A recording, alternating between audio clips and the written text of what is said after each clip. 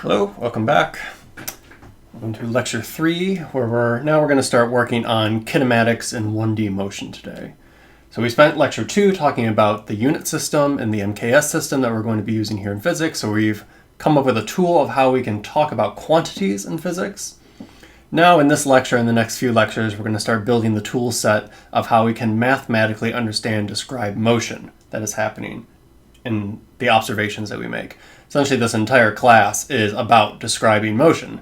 So these next couple lectures are going to be very important because they're essentially going to give us the jargon and the techniques that we can use for the remainder of the semester. Let's see, one thing I wanted to do first, though, is I wanted to say a quick note about units.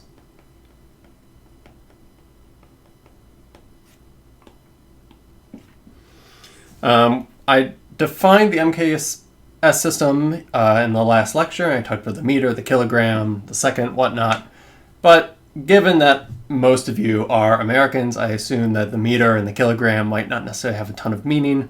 The international students in this class have a little bit of an advantage there. So something I say at the end of the math review as an optional component is to try to get in the habit of, to build intuition about a subject, you need to recast what you're learning into things you're more familiar with. And even if it's not exactly correct, an analogy can be very helpful as you try to develop an understanding of a subject. So for example, if I asked you how much is a meter, of course you could look it up in a book and you would see that it's equal to 3.3 feet or something like that. But rather instead, what I would say is, in your mind, think 1 meter is about 1 yard, which is 3 feet. And again, you might say, well, what about the 0.3? If you're just building intuition, who cares about decimal spots? You just want kind of something that's very easy for you to kind of envision in your mind. And if you need to do a more exact calculation, then you include all the decimal spots and any additional information. But if you just want to come up with a rule of thumb in your mind, I typically think that a meter is about 3 feet. Another one that I use is when I go jogging and run a 5K, what that means is I'm running 5 kilometers. That's actually something like 3.1 miles. So instead, I think a 5K is about a 3-mile run, for example. Let's see, so the kilogram, it's about, I think it's exactly 2.2 pounds. So 1 kilogram is 2 pounds plus a little, might be something that you do. And then what else? Let's see. So the second, luckily, we all are more familiar with. 1 Kelvin when we do temperature. A way to might think of that is about a change in 1 degree Celsius is exactly the same as the change in 1 degree Kelvin. Though Kelvin doesn't have the little symbol. So Kelvin and Celsius are very similar to one another. It's essentially just they're exactly the same except shifted by a constant. And 1 degree change in Celsius or Kelvin is about a change in 2 degrees Fahrenheit. The exact relation is it's 9/5. So 1 degree in Celsius is 9/5 of a degree in Fahrenheit. So almost 2, 1.8 exactly. And I'm thankful for the 1 year I lived abroad that forced me to learn Celsius. So I now know that 10 degrees Celsius is exactly 50 degrees Fahrenheit. Obviously, 0 degrees Celsius is 32 degrees Fahrenheit, freezing point.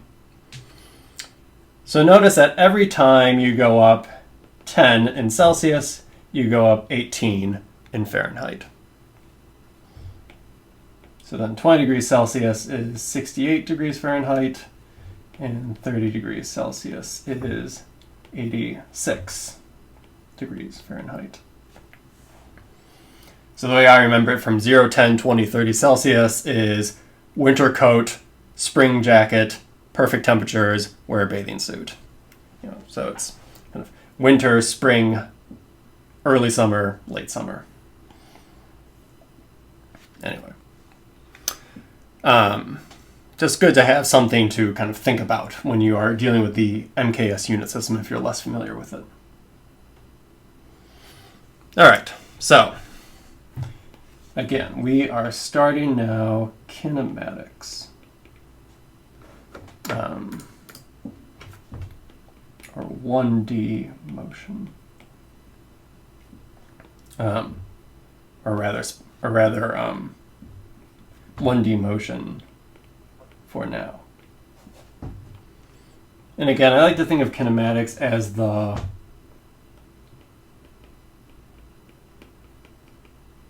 what, but not the why.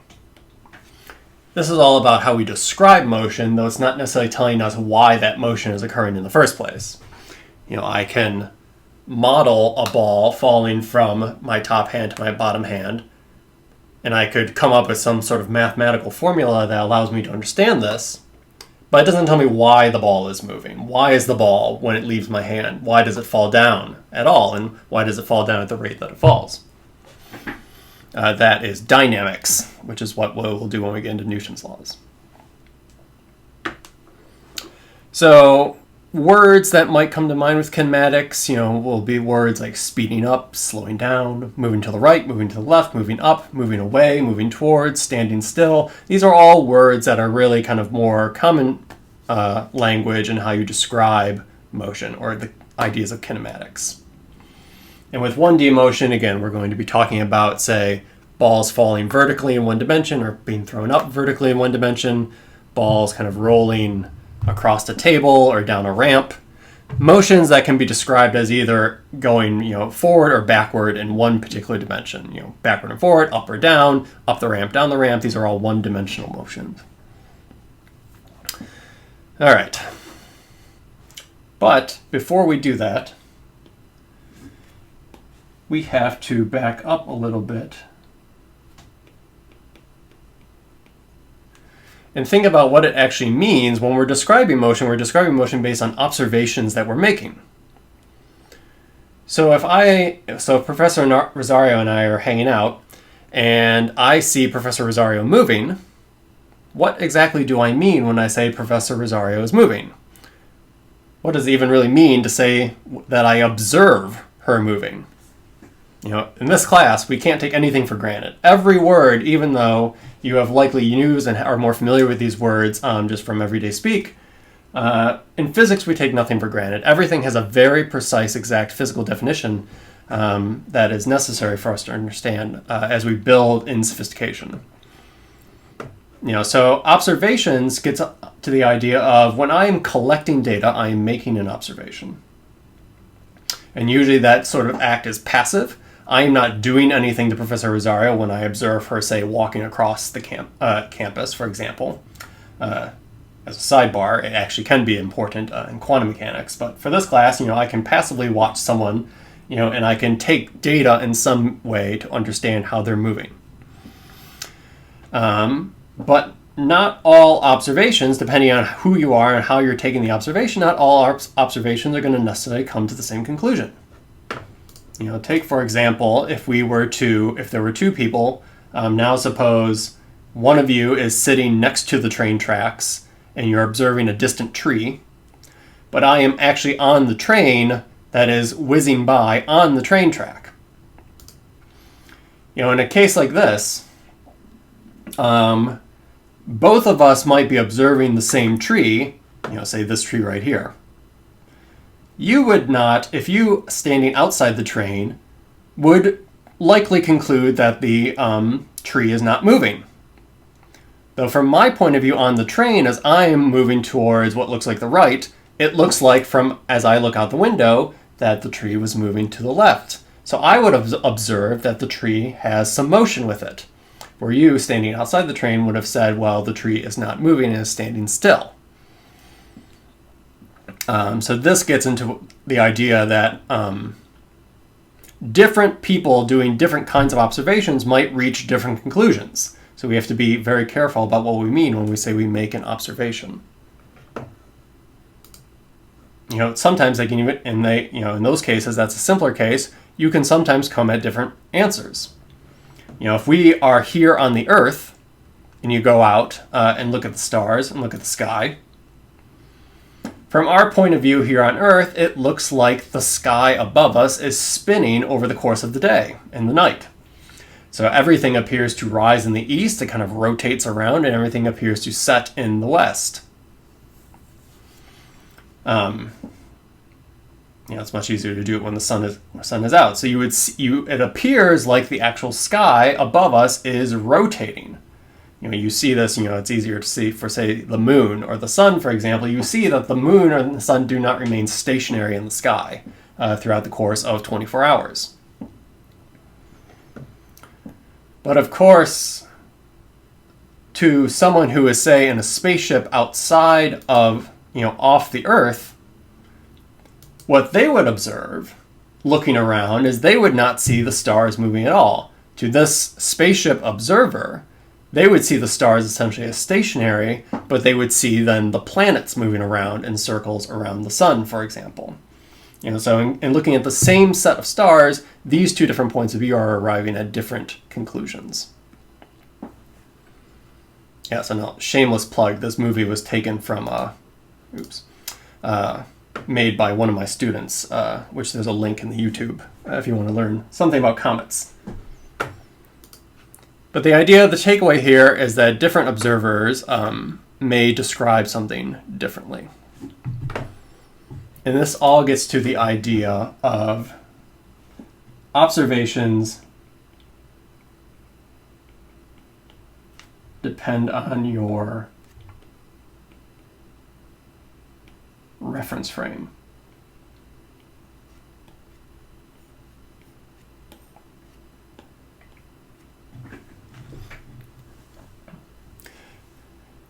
So, what do I mean by this? A reference frame. You can think of it as the observer's point of view. Are they observing something on a moving train? Are they observing something standing outside a train? Are they observing something from this side of the room compared to if they're observing something from this side of the room? Those would be two different points of view, two different reference frames that they're observing from. This can affect how you measure motions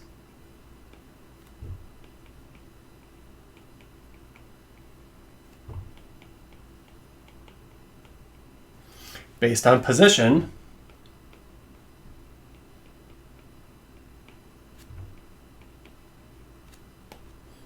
and sometimes it also affects how you measure time as well.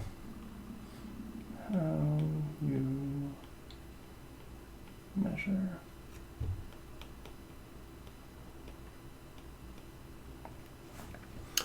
Luckily in this class, we will only have to worry about it in terms of how it affects our ability to measure positions. Am I viewing something from over here versus if I'm viewing something from over here? We will at least have the benefit that we can all kind of agree on how much time is elapsing. Turns out if you're moving at ridiculously high speeds, close to the speed of light, or if you happen to be doing all of this hanging out near a black hole, time sometimes gets warped and distorted as well. You've seen the movie Interstellar.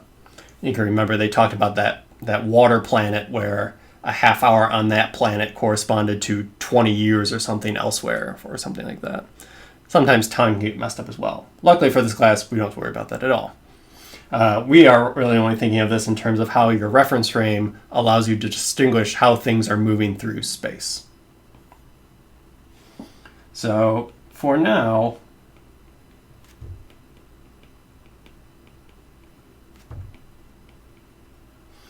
think of the reference frame as a coordinate system.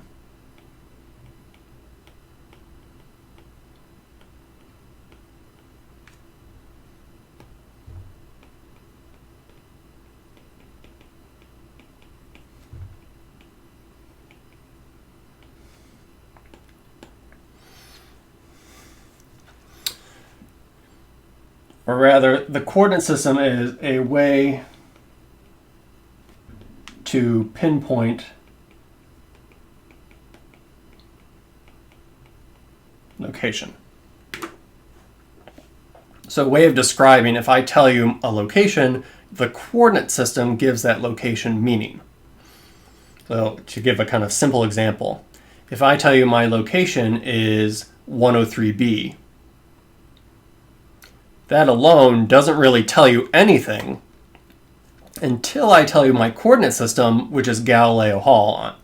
So then if I say my coordinate, my location is 103b in the coordinate system of Galileo Hall, the coordinate system then says, oh, he's in office 103b inside Galileo.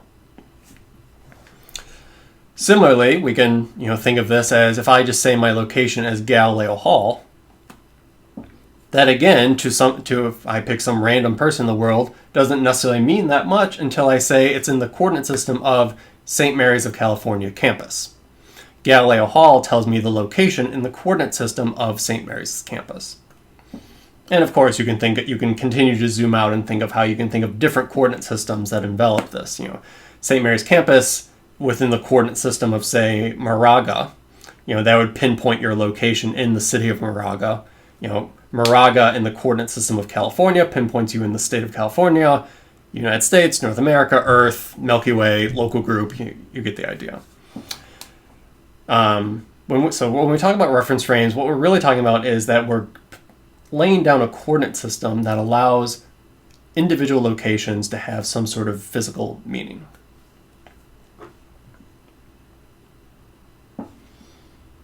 And the takeaway here is that you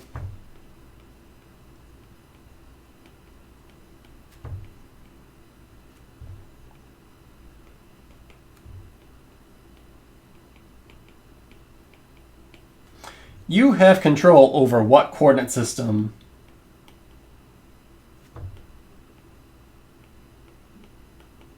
you use to solve problems.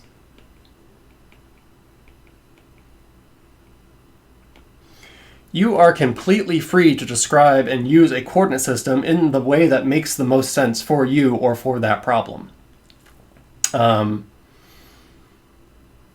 And this might seem a little abstract and weird, but really, if you've ever solved, problems before, that involves, say, graphing, for example, usually the graph has a coordinate system kind of already there for you. A choice has been made for you. You technically have the freedom to choose a coordinate system in whatever way makes the most sense for you. So I have an example. If we go to the whiteboard, I think it's easier to do it here. Am I recording? Yes, I am. So the idea is, suppose I have this little Einstein guy, and he is located right here. If I wanted to describe his location, I need some sort of coordinate system in order to describe his location in space. And let's stick with one dimension for right now. So what I mean by this is, suppose I have an observer here. So here's the observer. I'll just draw him as a big eyeball. And the eyeball might lay down a one-dimensional coordinate system that goes from left to right. That goes from left to right on the board. That itself is part of establishing a coordinate system. I'm saying, okay, I'm going to talk about locations or physical distances along this axis. Now, a coordinate system needs a couple things. It needs an origin. So this is the location that we will correspond to 0 along that axis, or the origin. And then there might be some tick marks, 1, 2.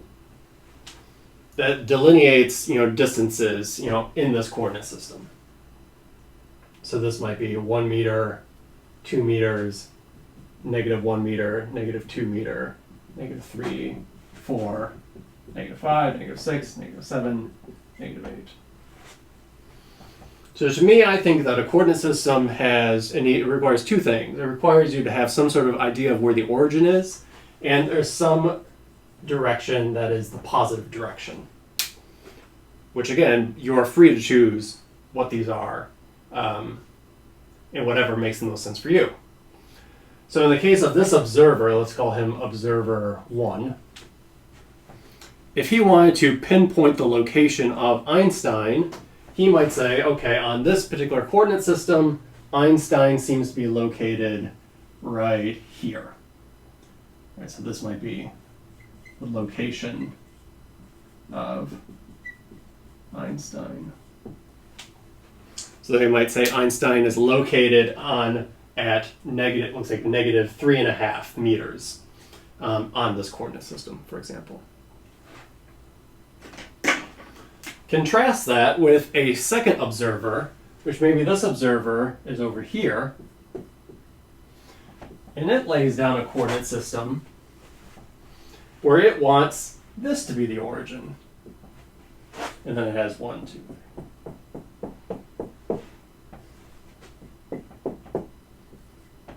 So this might be 1, 2, 3, 4, 5, 6, 7, 8, 9, 10. Negative 1, negative 2, negative 3, negative 4.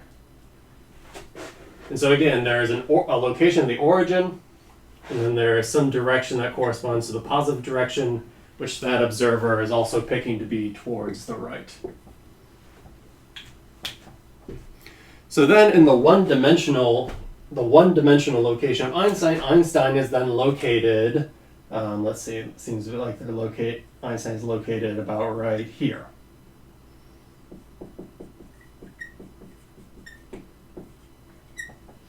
So observer 2 might say, okay, Einstein appears to be located at 3.75 meters or something like that in that coordinate system.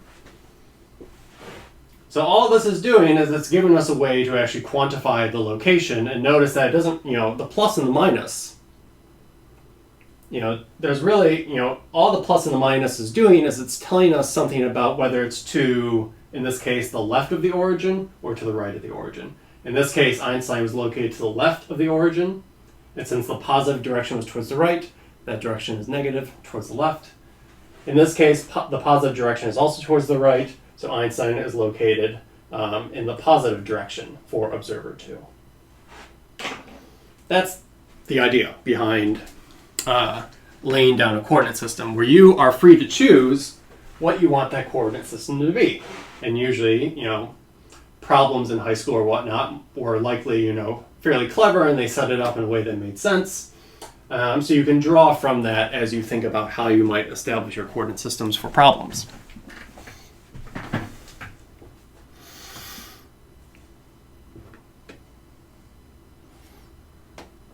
Another example, I could just go back to the train example.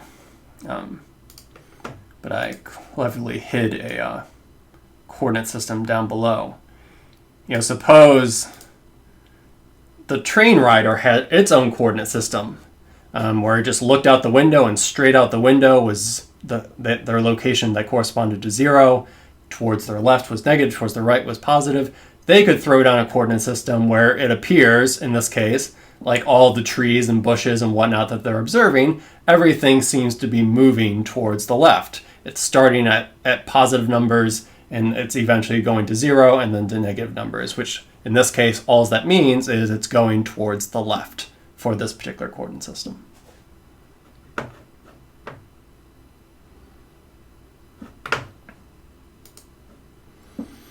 And that kind of gets us to the next idea where, okay, we have a coordinate system. We're able to throw down a coordinate system, define a coordinate system, say where Einstein is in that coordinate system at one particular instance, which is not super fascinating. To just describe Einstein's location at one moment in time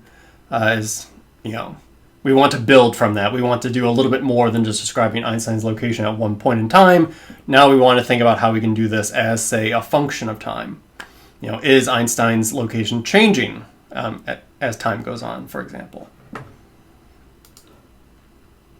So the way you might do that, again, you do that by collecting data at different moments in time and essentially making a plot of that. Something that might be a little bit more familiar, if you took like a strobe image of, in this case, it looks like a bouncing tennis ball, you can kind of visualize, even though there's no motion actually happening, this isn't a movie.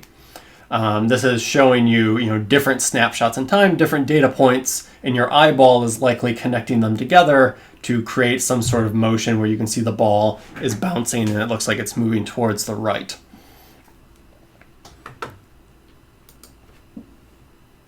So let's start super simple and build up in sophistication. So the first example we're going to do is we're going to do the same idea of what I just showed before. Let me just bring it up. But we're going to remain and keep Einstein stationary. So this video was made before I bought a magnet to glue to Einstein's back. So he's kind of just hanging out there, dangling, and I have 3 different observers, blue, green, and red. They each have their own coordinate system that each has an origin, and each of them have defined the positive direction to the right. One of them could have made the positive direction to the left. That would have been their choice. But they're all just choosing positive to the right. They all have their own origins. And every second, so they're going to start their clocks, and then every second they're going to log the position of Einstein as a function of time.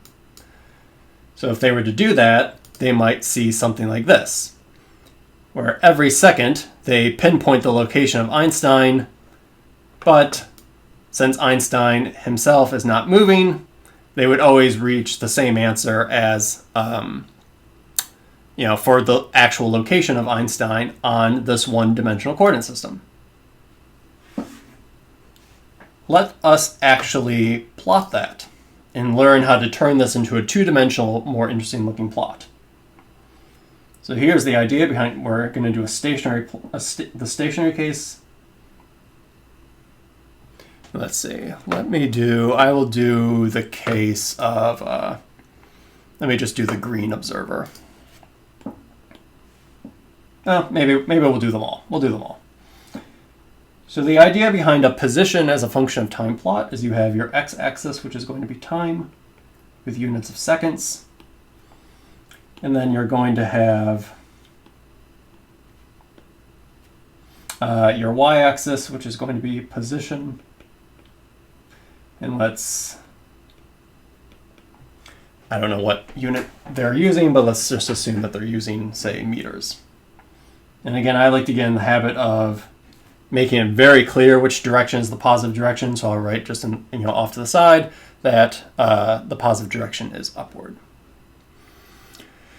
And so if I look, it looks like for Einstein standing still, this all ranges from it seems like, I should have moved this over a little bit, sorry. Move that over. I'm going to call the origin down here, that's going to be the location where x equals 0. This is going to be 3, so 1, 2, 4, 5, and this is going to be 6. And then 1, 2, this is -3, and then 4, 5.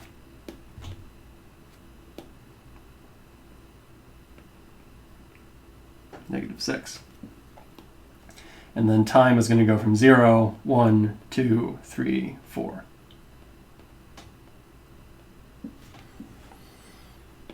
Now, if I were to make this plot as a function of time, I would go back to my video and see what data I collected.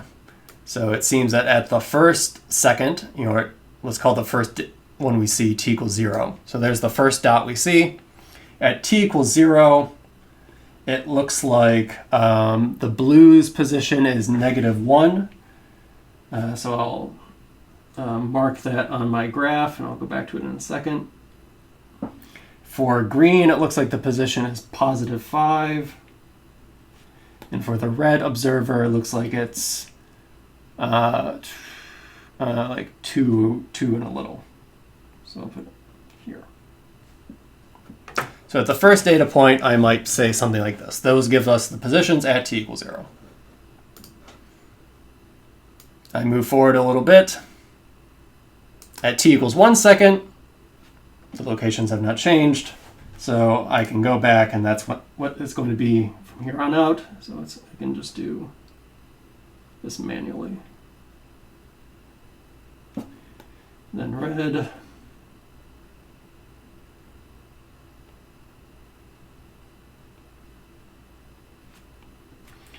and blue.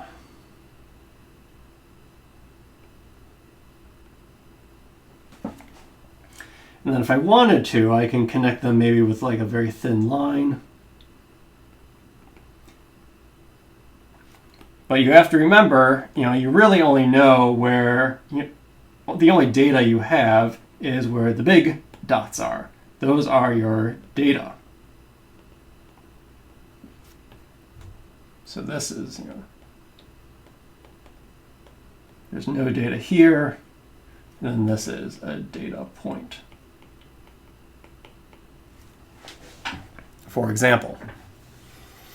So in this case, I can look, and for all three observers, it looks like if I were to look at the position as a function of time, it looks like the position is not changing. In this case, it appears as a horizontal line. As time marches ever forward, and I continue to take data, whether I'm green, red, or blue, I see that the location on my coordinate system for Einstein does not change.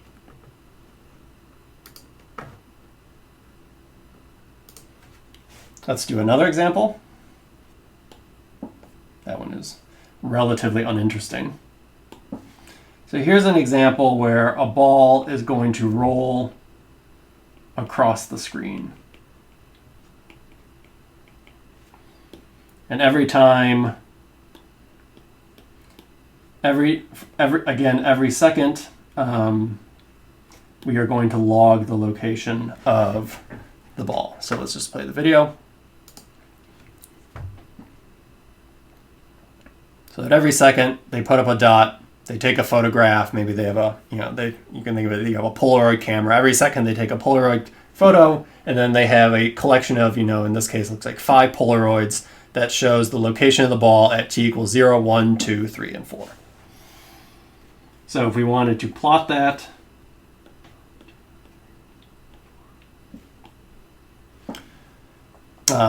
let me not do all 3 observers, because I think we get the idea that we can do this for different observers. But let me do it just for, say, let me do it for the red.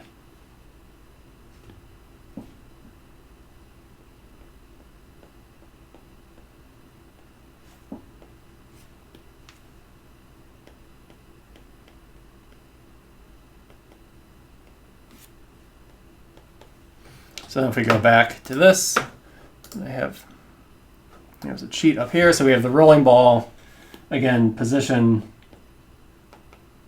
in meters, t in seconds.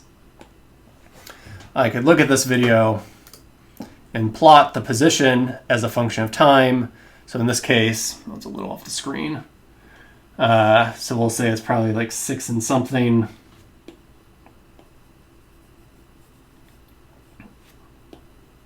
So I might put it up here. Then it looks like at t equals 1, it's 3.5. Then at t equals 2, it's a little above 0. Then at t equals 3, it's at -3. And then at, looks like it's about -6 at t equals 4. So I might get a plot that looks something like this. And again, I could connect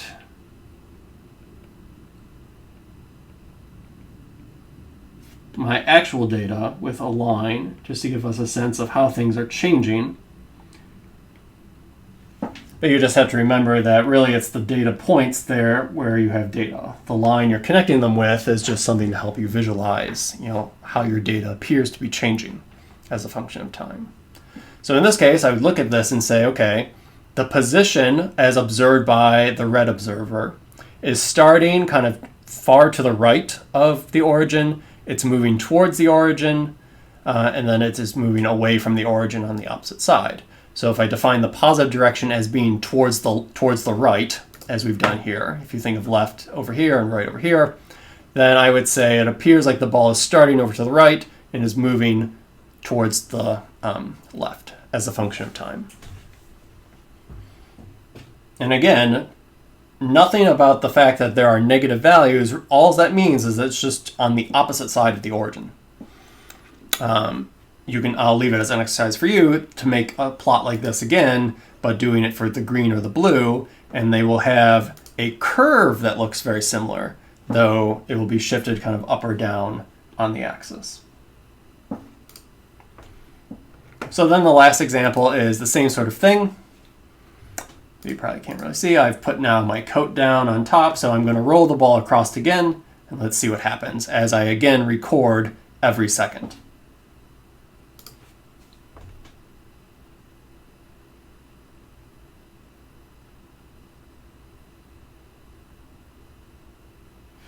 So in this case, the ball started rolling to the right, or sorry, to the left, and eventually it appears like it came to a stop. That's kind of easy enough for us to visualize. Let's now, again, make a plot of this to see what that looks like when we do it as a plot.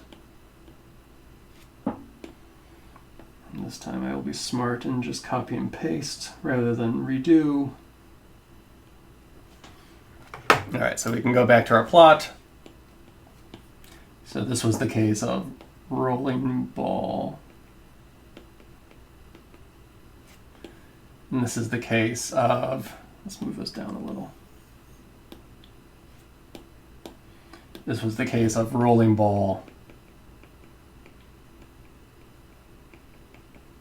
that stops.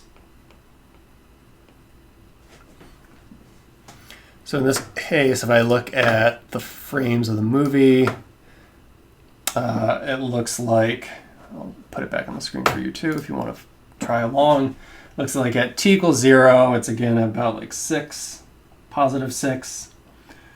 Then at t equals 1, it's at 4. At t equals 1, at t equals 2 rather, it is 2.5. Then it is at a little bit over 1. And then it is at slightly less than 1. And then it was actually at that position for several time points afterwards. So if I look at what this plot looks like, instead of it being essentially like a straight line like it was before, looks like now it's going kind of this way, this way, this way, and flattens out. So again, we want to try to build up an appreciation for how we can look at a plot like this and immediately look at this plot and say like, ah, yes, that's a ball that appears to be slowing to a stop. And it stops at a location, at about, say, 1 meter to the right of the origin.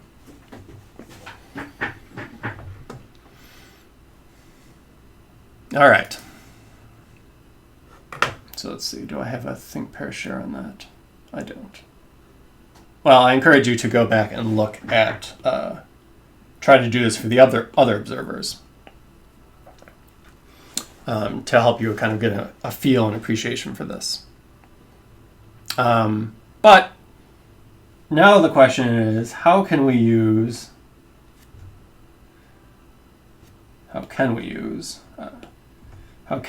this data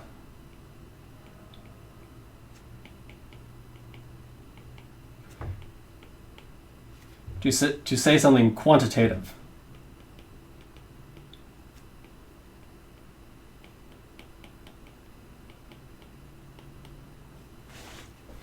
We can see in the case of, if I scroll back up, in this case of the 2 rolling balls, we are getting an appreciation for what it looks like when an object is moving.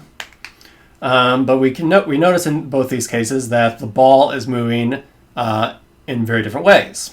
In one case, the ball did not stop in the top and the bottom when it came to a stop. If we go back to Einstein, he wasn't moving at all, and it looked like a horizontal straight line. It'd be nice if we could be a little bit more quantitative about what is going on from data point to data point that explains how the object is changing position.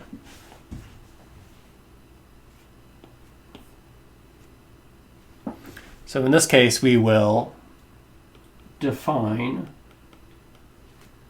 the displacement.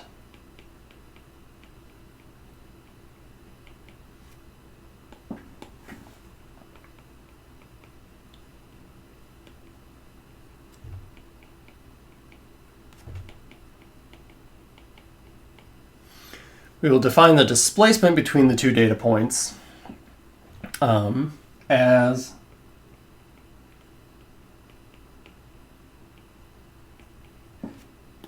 the difference in positions.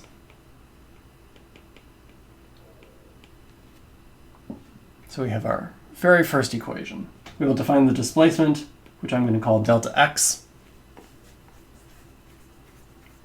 Yx could really be anything. Whatever variable, whatever symbol you're associating with position. In this case, let's just use x. So delta x is going to be the displacement, which I'm going to define as x2 minus x1. And by that I mean final position minus initial position.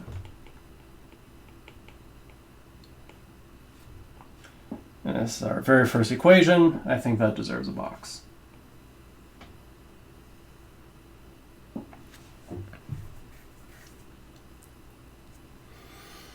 So you have some object, you know its position at one point in time. At some future point in time, you have another location for its position. The difference between them tells you the displacement of the object. So if we go back up to, since it's still on the screen, e.g.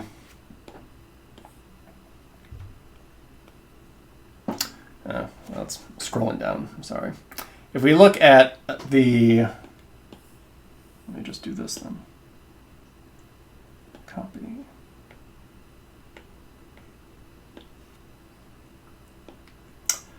Take that. So if we look at the ball that rolls to a stop, and I want to say calculate the displacement between two different data points,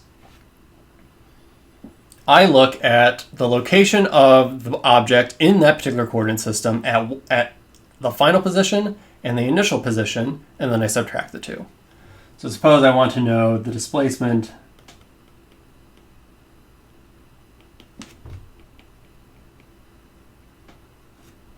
between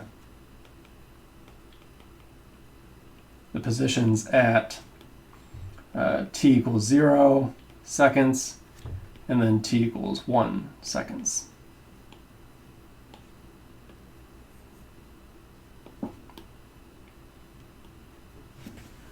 So in this case, I would define, if I wanted to look back at my equation, delta x, the displacement, is the difference between the two. I'm really beating this over the head. So if it feels like I'm going terribly slow, don't worry. We're trying to get into the feel for how we can look at these equations, understand them, and make sense of them, since we're going to get a lot of equations thrown at us. I would say then delta x is the final position, so position at t equals 1, minus the position at t equals 0. Again, final position minus initial position for this case. So in that case, looking at the graph, I would say the final position, or the position at t equals 1, I think we said it was plus 4 meters. And then subtract from that the position at t equals 0, which it looks like it's about plus 6 meters. That is equal to plus 4 meters minus 6 meters. That is equal to minus 2 meters. Okay, good. But what does this mean? This means that there's two things here that we need to consider. The fact that there's a number and the fact that there is a minus sign. So the number gives you the change. In this case, the location of the object changed by 2 meters.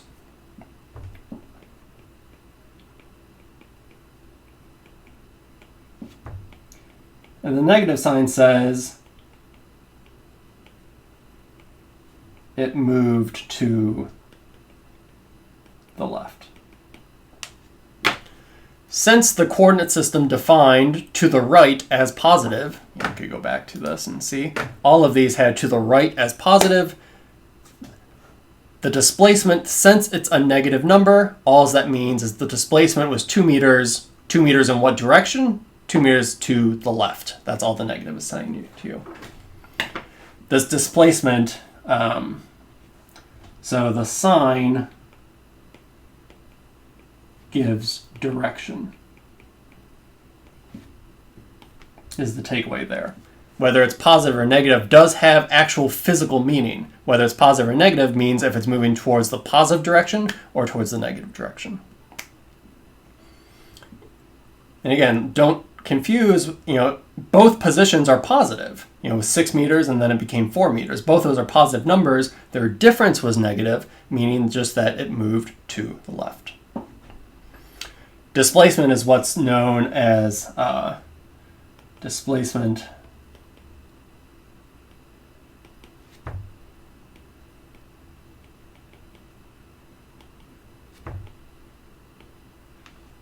Displacement is an example of what's called a vector quantity.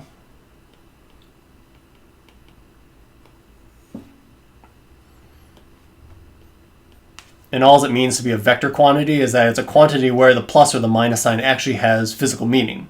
And in Chapter 3, we will learn more about vectors in general. For one-dimensional motion, all it means to be a vector quantity is that the plus or the minus signs have physical meaning in this case. All right, and then if I wanted to do another example using the same plot, suppose I wanted to know the displacement from t equals 0 to t equals 4. So that might be the total displacement. So I might want to know the displacement from, which is the final position minus the initial position. And that might be asked, in this case, it might be the position at t equals 4 minus the position at t equals 0. That also can define displacement, but that is the displacement defined as with the starting point at t equals 0 and with the end point at t equals 4. So in that case, it looks like it's about 1 meter, and subtracting the original location, which we said was about 6 meters. So again, then this is negative 5 meters. The displacement changed from t equals 0 to t equals 4. The displacement changed by 5 meters, a net change of 5 meters. And since it's negative, the net change was to the left.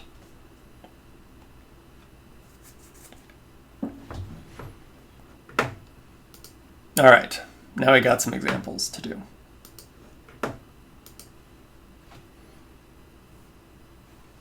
So suppose this is a plot that I create that gives me the position of some object. Maybe it's Einstein, maybe it's a ball, maybe it's me, where maybe the origin is, say, St. Mary's campus, and I start walking towards the west. Say that maybe, for example, if I define west as positive, this could be a variety of things. But here's the position of something as a function of time. And I'm highlighting very specific points: A at t equals 1, B at t equals 3, C at t equals 8, and D at t equals 9.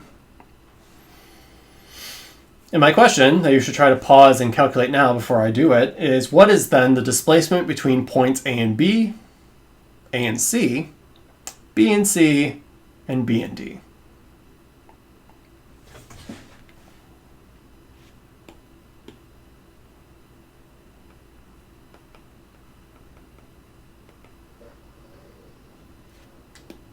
All right, so if I go back to this,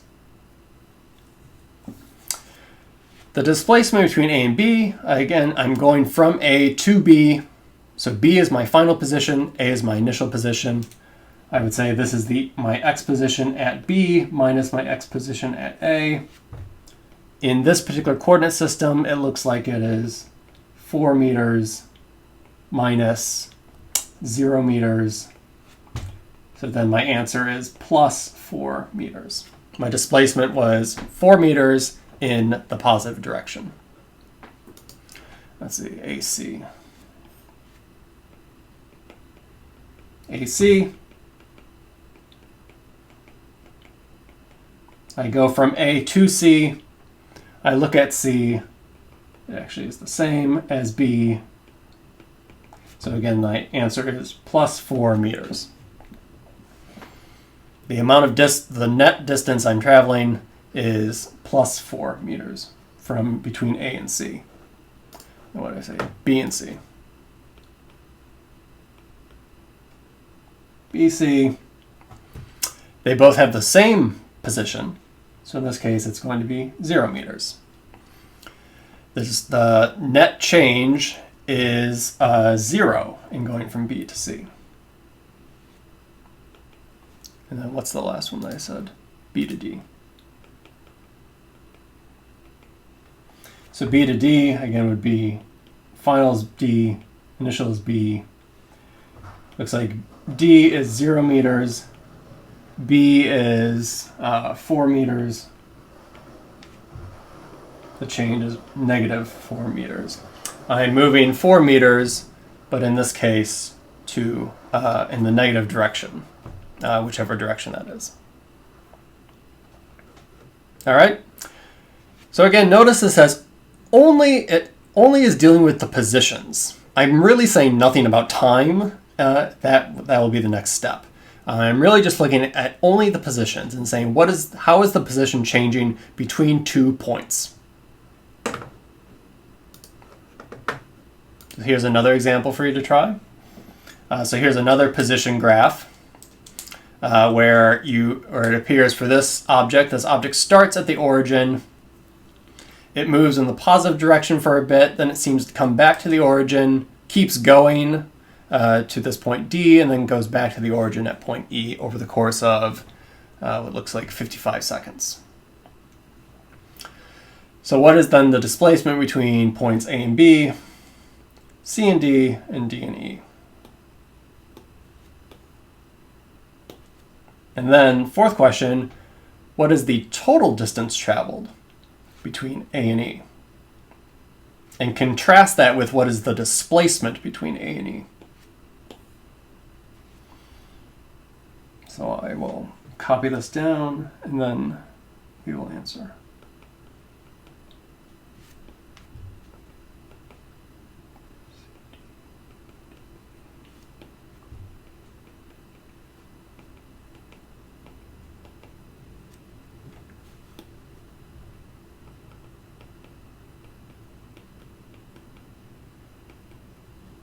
All right.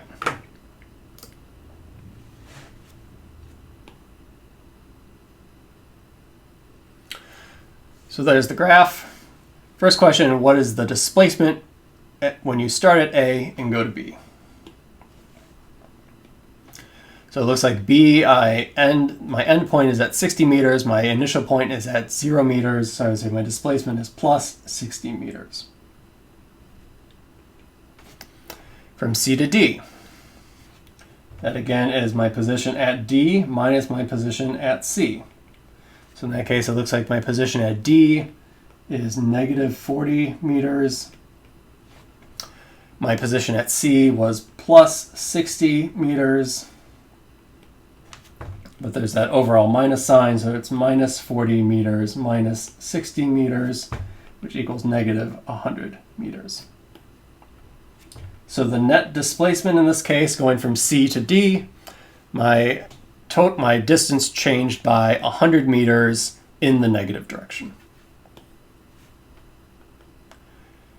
D to E, my final position is 0. So 0 meters.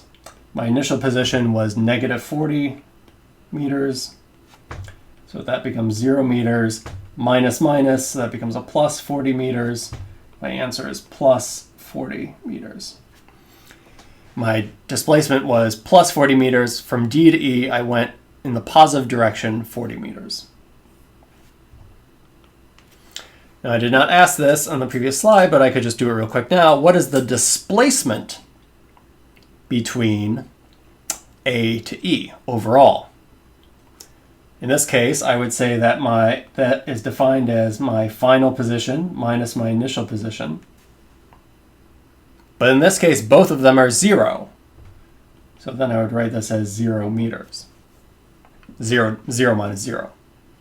My net displacement is 0 meters from A to E. Even though in between I went 60 meters out to B, hung around, then I went all the way back to D, and then I went back to the origin at E. Overall, though, in going from A to E, my overall change in position is 0. It really is just talking about the two endpoints. And contrast that with total distance, which then you're just looking how much total distance or what is your displacement between each individual arc on this plot. So if I go back up to the plot, from A to B, looks like I go, I walk 60 meters. From B to C, I travel 0 meters. From C to D, we said that you traveled 100 meters. Then it looks like from D to E, you traveled 40 meters. So now I would say the total distance looks like in this case it would be 60 meters of walking plus 0 meters of walking plus 100 meters of walking plus 40 meters of walking. So in that case, I would say it looks like it's 60 plus 40 is 100, so this would be 200 meters. The total distance I ultimately walked or traveled was 200 meters. Total distance, this is an example. I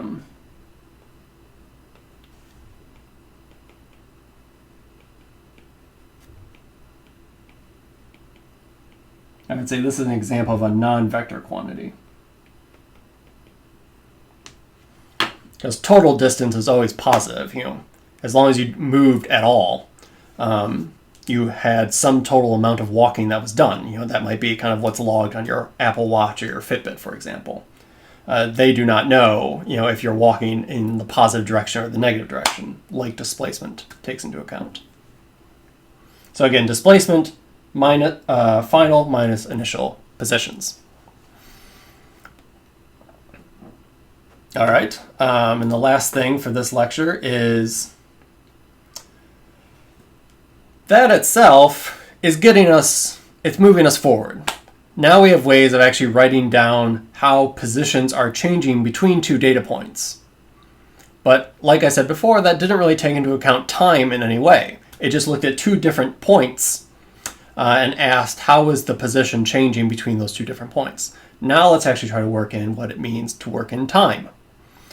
And we could think, and we might already have a little bit of intuition if we go back to these movies where in the case of the ball that did not slow down, we could look at, since each of those dots are separated by the same amount of time, it is saying something about, it's saying something about the motion of the ball, given that those dots, say all the green dots, all the blue dots, are all roughly equally spaced as compared to the case where the ball comes to a stop. In that case, notice that the points are not equally spaced. They're equally spaced in time, but the actual locations on the coordinate system is not. That is saying something. That is saying something about motion. And we saw that, I think it was, let's see. Yes, I guess we saw it up here as well, where the shape of those curves are saying something about motion, if we include both the position axis and the time axis. Let's see, so, nope.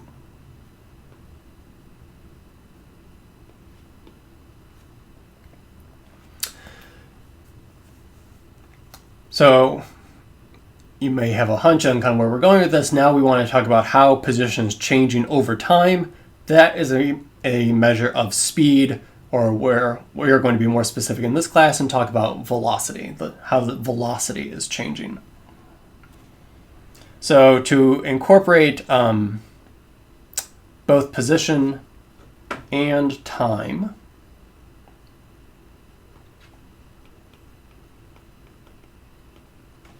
we define an average velocity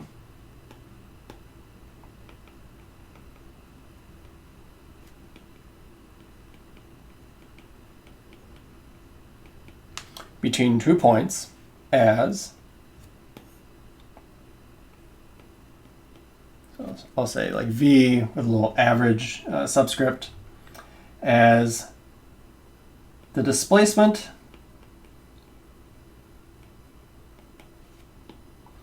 divided by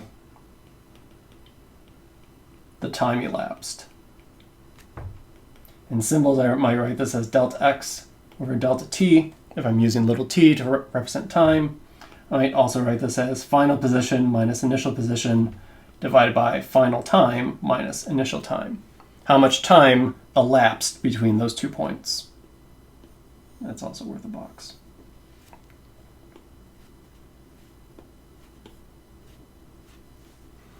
So we're not just looking at how the position is changing, we're also taking into account how much time passed between the final and initial positions. This is also a vector quantity, which again, for 1D motion, all that means is if the average velocity is positive or negative, that has physical meaning. That's telling you which direction it is moving in. And I'm also saying essentially the sign matters in this case. Let's look at an example.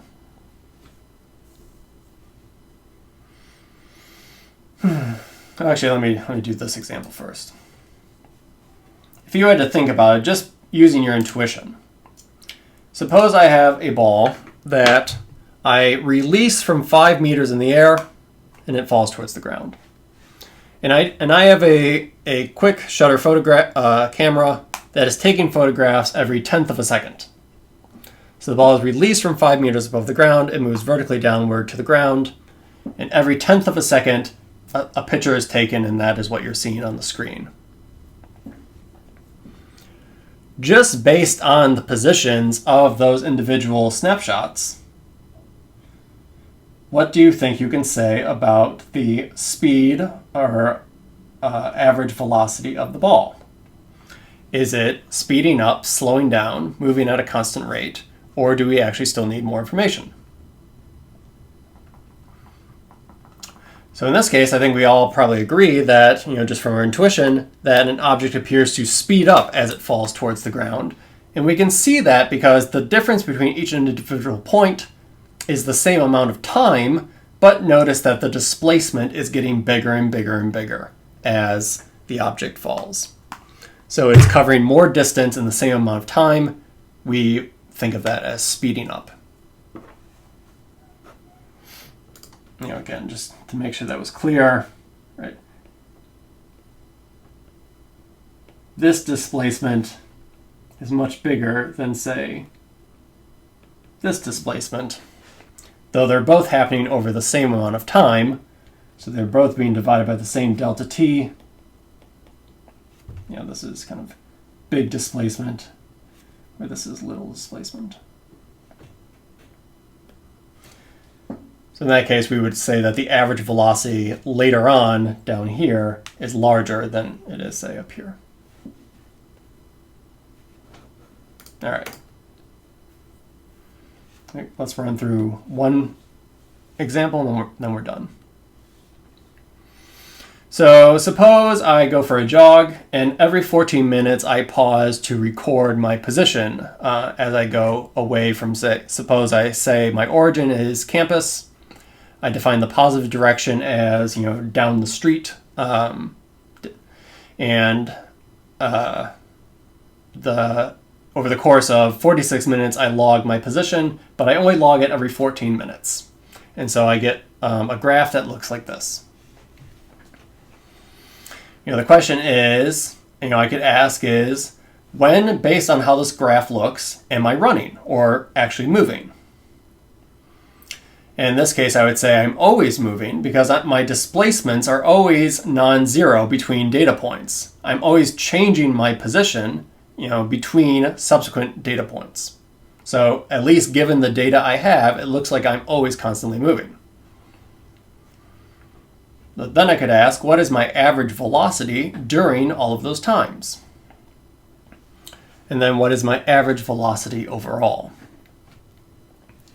So let me do just say one example, and I'll leave you to think about the others.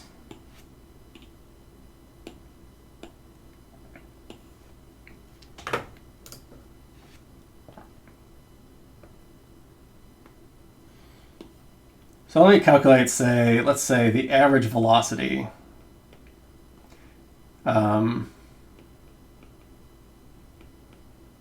between t equals 0 minutes and t equals 14 minutes. So in that case, what I would say is my v average is my displacement between those two times divided by the amount of time that elapsed between those two moments in time. My displacement looks like it's plus 2 miles. I start at the origin, I end at plus 2 miles. And then it looks like the amount of time that passes, initially my clock said 0, then it said 14 minutes. 14 minutes minus 0 minutes is 14 minutes. So 14 minutes have passed. I would say my average velocity in this case is plus 1/7 mile per minute. Or I'm running a 7-minute mile, which is pretty good. And since it is a positive number, that means I'm moving in the positive direction, which in this case I'm defining as away from campus. You should find the average velocity is the same, but the opposite sign between, say, 28 minutes and 32 minutes. Again, that's 14 minutes have passed, but then the displacement in that case should be negative 2 miles. You end at a half, but you started at plus 2.5. So the difference is negative 2 miles. And then I think the other two, it's a 14-minute mile. I think it's, oh no, it can't be that. That's way too. So I guess it's half a mile per 14 minutes. So a 28-minute mile. That should be what you get if you try. And then what is my average velocity overall? Again, that's looking at two specific points in time, the starting point and the end point, which in this case is at t equals 0 and t equals 46 minutes. But in those cases, the displacement between those 2 points is 0. I end up at the origin and I start at the origin, so the difference is 0. So my average velocity, if I used that, the two extreme endpoints, is 0. And what does that mean? That just means that in between, there was some time. You might say, well, you were clearly moving. How can your average velocity be 0?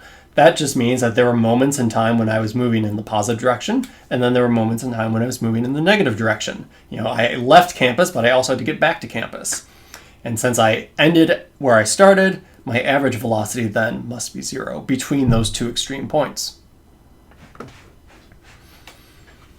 And you might say, like even with that specific example, it seems like there's information that's being lost there.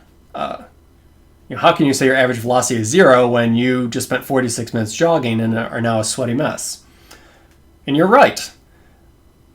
It is more useful for us if we can have more data. The more data, the better. If I had, say, my Fitbit or my Apple Watch recording my position, the Fitbit might be able to say, give me a plot like this, where it reaches the same conclusions as I did every 14 minutes, but the Fitbit itself also has all of these intermediate data points, and it gives me a lot more interesting information about what is actually going on at more finer intervals of time. I don't have to go every 14 minutes. Now I could say, what am I doing between minute 2 and 3, for example?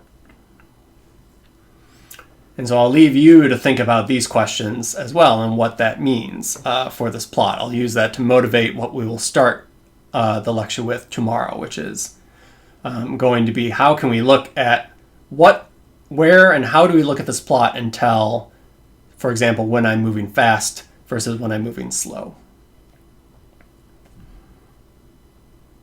All right, so we've defined displacement and average velocity, which is based on displacement. And now what we're going to do based on kind of the motivation I just gave, is like we want to see how we can do better than using widely spaced intervals in time if we have the possibility of taking more finely incremented data, where, say, delta t is going to 0 in our average velocity formula.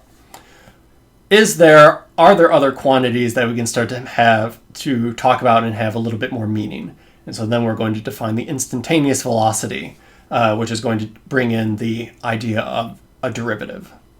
So that will be tomorrow's lecture.